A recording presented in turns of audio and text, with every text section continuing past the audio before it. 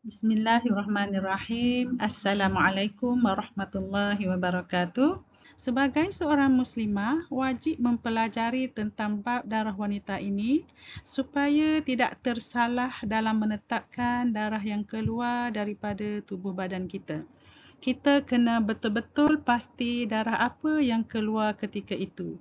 Kerana haid dan nifas merupakan waktu yang haram beribadat, manakala istihadah merupakan waktu yang wajib beribadat. Jika tersilap, bimbang beribadat dalam waktu haid dan tertinggal ibadat dalam waktu suci.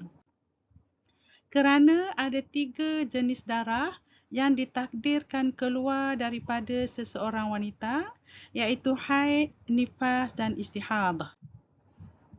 Haid adalah darah semula jadi yang keluar dari hujung rahim melalui faraj wanita pada waktu yang tertentu.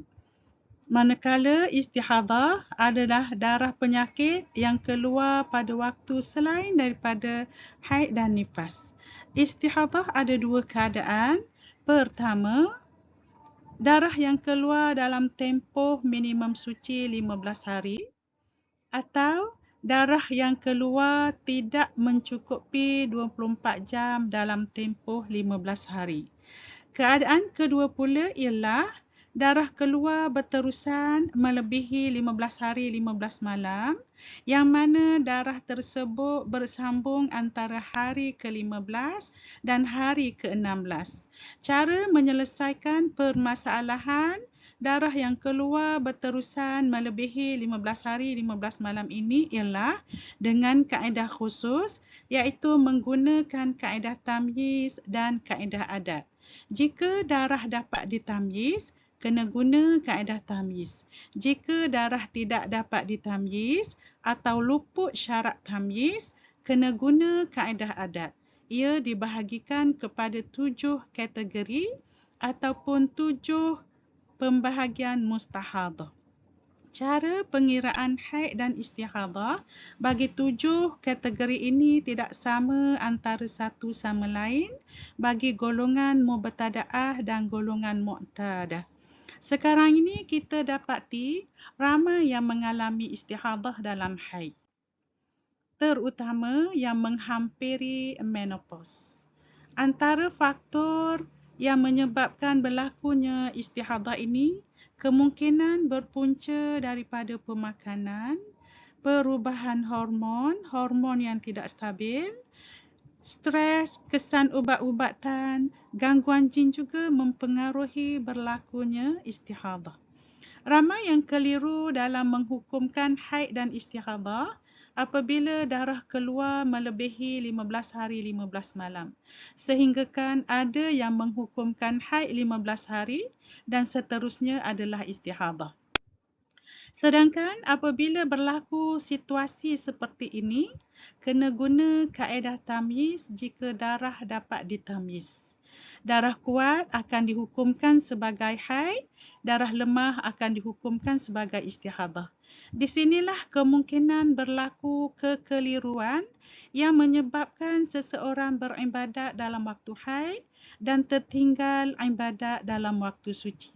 Jadi marilah kita sama-sama mendalami ilmu ini supaya terkeluar daripada kejahilan. Haid ini berkait dengan banyak perkara termasuk ibadat tawaf, cerai, rujuk, iddah dan sebagainya. Cara penyelesaian haid dan istihadah menggunakan kaedah tamyiz merujuk kepada darah kuat dihukumkan sebagai haid dan darah lemah dihukumkan sebagai istihadah. Untuk menentukan darah kuat dan darah lemah adalah berdasarkan 3 unsur atau 3 elemen, iaitu warna, sifat dan bau. Ada jemaah haji dan umrah yang telah menopause keluar darah semula yang dihukumkan sebagai haid. Ini tidak mustahil kerana jika dilihat ciri-ciri haid ialah darah yang keluar mencukupi 24 jam dalam tempoh 15 hari dan tidak melebihi 15 hari 15 malam.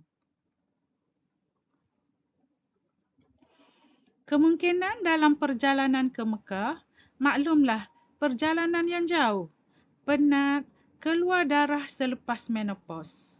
Jika darah mencukupi 24 jam, maka ia dihukumkan sebagai haid mengikut pandangan jumhur dalam mazhab Syafi'i.